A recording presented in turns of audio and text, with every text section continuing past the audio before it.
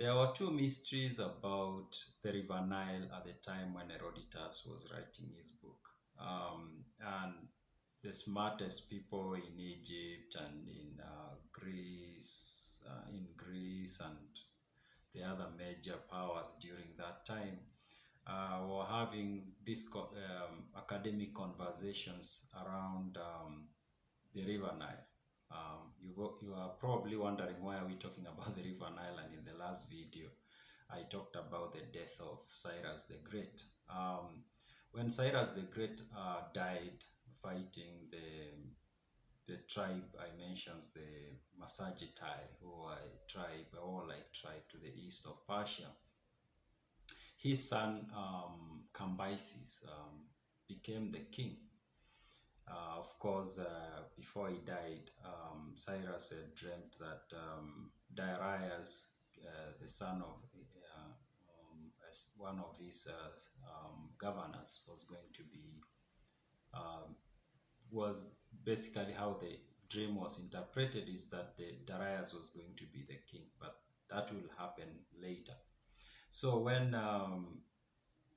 Cambyses became the king, one of the things he decided to do was to attack Egypt. And so Herodotus now takes us from the death of Cyrus, and now he's taking us to Egypt.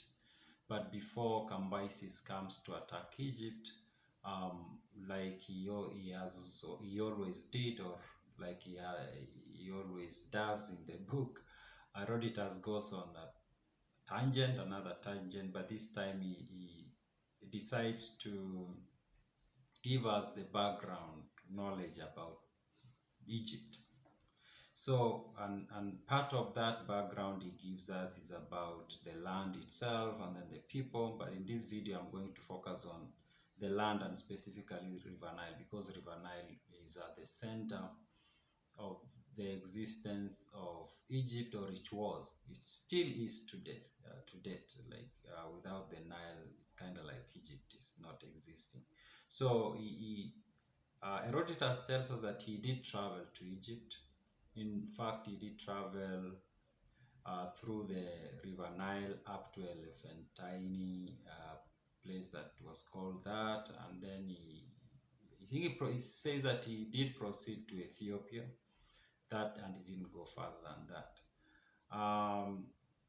And so he tells us about the geography. He tells us that Egypt is just that strip of land next to the river. And then he talks about the conversations that were going on among the, can call them the learned people of that time about where to put Egypt. Does Egypt belong in Asia, or does it belong in Libya, which Herodotus, the name Libya uses to, like, it's the name, you can call it Africa today, he calls it Libya. So there was that conversation, and not only him but other people wondering, where do we put Egypt? Some were saying it's in Asia, some were saying it's in Libya, some were saying it's half is in Asia, half is in Libya, because the Nile itself divides it into Asia and Libya.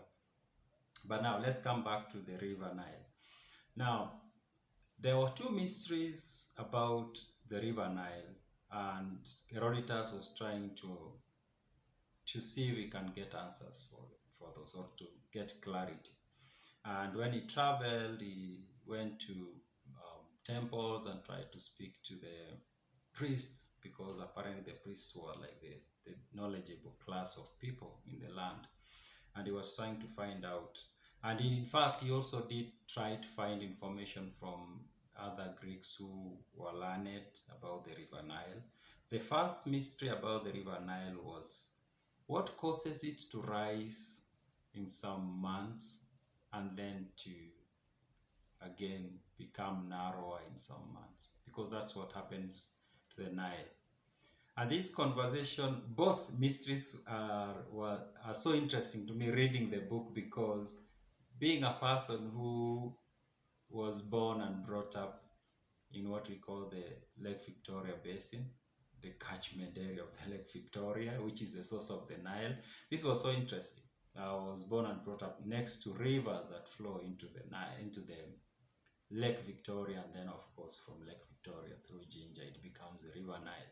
So this was so interesting to see this conversation that these ancient scholars were having, and it did bring something else to me, and I saw ourselves today in the state they were regarding other things like space exploration. Maybe I'll come to that later. So the first mystery was what makes the river to rise and go low on some months. So Herodotus came across three explanations, or three answers that people had come up with.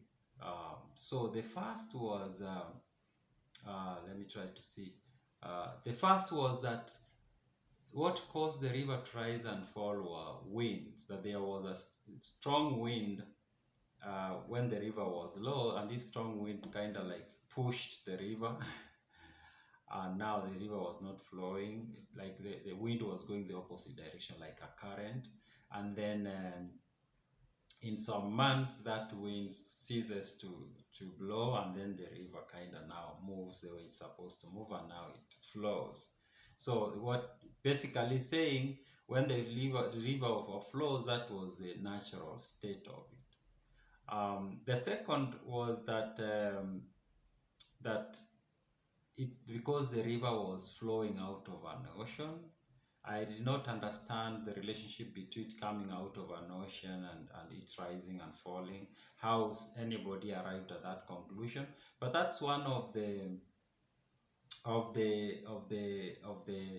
explanation that Herodotus throws out there that he had come across.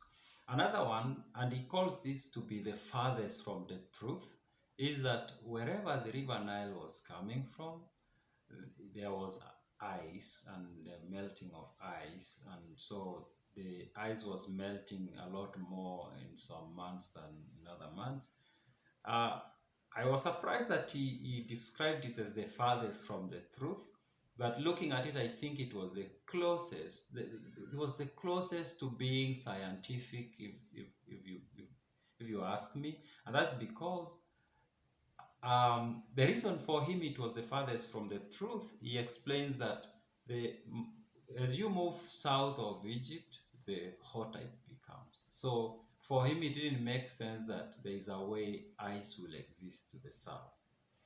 But I think, although that this is not what causes the River Nile to flow, but it's a theory that makes sense, because even though the equatorial region is very hot, higher grounds are cold and are likely to have ice, and Mount Kenya, Mount Kilimanjaro are good examples of that. So it is possible for a river to be coming out of those regions, and then due to seasonal cycles, and then in some months there is more ice melting than in some months. So this one looks like it was the closest to something that you can call scientific, although Herodotus calls it like it was the farthest from being the truth. So then Herodotus gives his own opinion, which was a theory, and he says he thinks what causes the river to rise and fall in some months, and then in some months it's kind of just flowing in a narrow channel, and some months it's covering large tracts of land in Egypt. He says he thought it was because of heating that caused water vapor to rise, and then winds blowing it to wherever the river is coming from, and then it's raining there, and then of course water flowing. Now, where his theory kinda is unscientific or wrong, for him he said that seasonal thing was caused by the wind pushing the sun as well. Like it is the wind that pushed the sun, which is not the case. Of course, we now know that that's not the case. The sand cannot be pushed by the wind. But that's how he thought it. But he was correct in thinking that it had something to do with wind and sun hitting water, and then the water vapor, then the wind pushing whatever, and then it's raining, because that's what basically happens. In months of March, April, May, there's a lot of rain here in East Africa: Uganda, Tanzania, Rwanda, Burundi, Ethiopia, Sudan, and that causes a lot of water to go into the Lake Victoria and also the Nile, and then that has its effect downstream. Now, the second mystery was on the source of the River Nile. And he says he tried to look around, talk to Egyptians, he went talked to Libyans, he went, he talks to Greeks. He only found one guy, a Greek guy, who gave him an explanation that if you travel upstream, you reach a point where the river now emanates from the ground, kind of thing, and then one part of it goes to the south and the other one comes to the north. But otherwise, nobody else gave him any explanation where the river comes from or its source. And he decided to travel.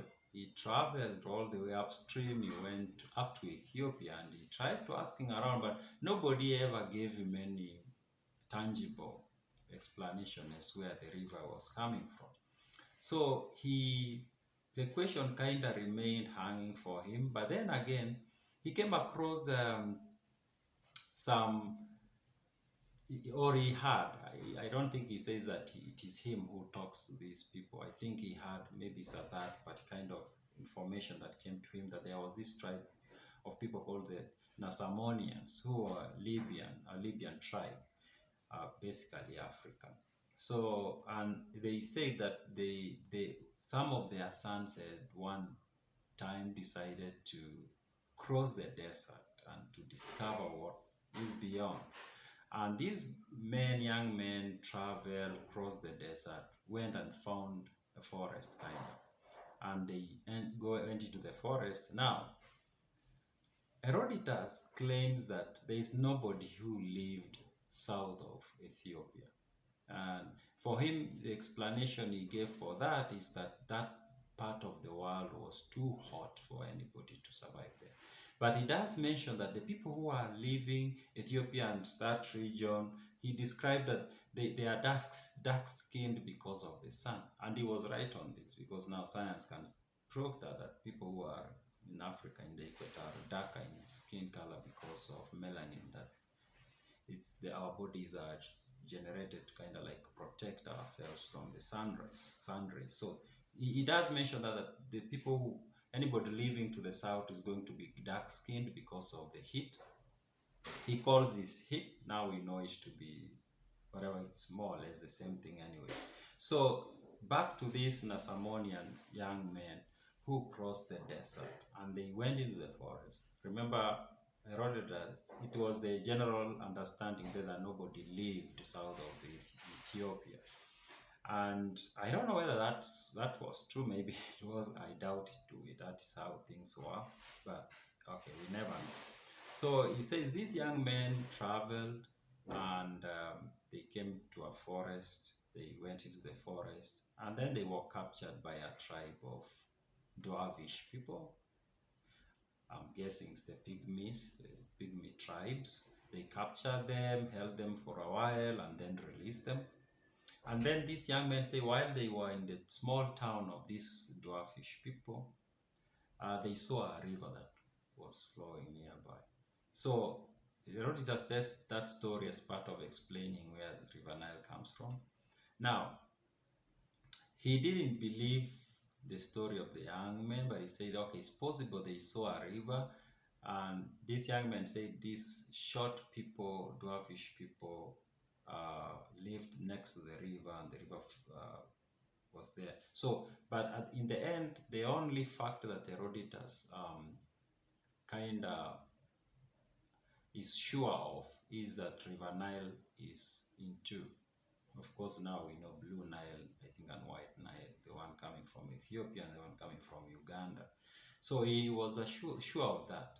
Now, if you Google maps, you Google a maps of the ancient world during when Herodotus was alive, like 2,500 years ago. If you find a map of that, you can just Google Herodotus map.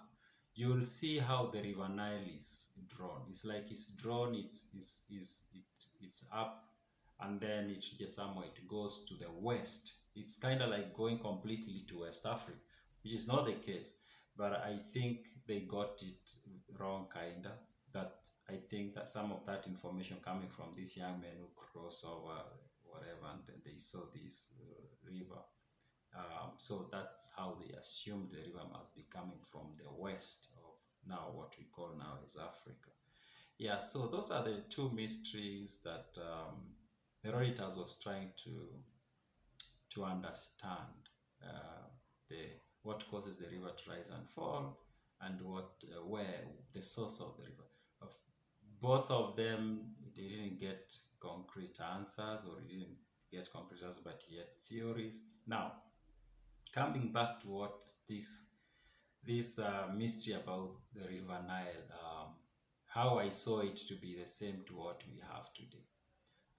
Today we talk a lot. People are talking about the space, what is here, what is not. It's kind of we don't understand what's out there. We have these small kind of fragments of understanding, but we don't. And I was thinking maybe in 2,500 years from today, the people then will be reading what we thought of space, and they will be laughing at us, maybe, I'm thinking. Because looking at what Herodotus is talking about, the south of Ethiopia, it's a place they didn't understand what was happening. So maybe that's what's going to happen in future for us too.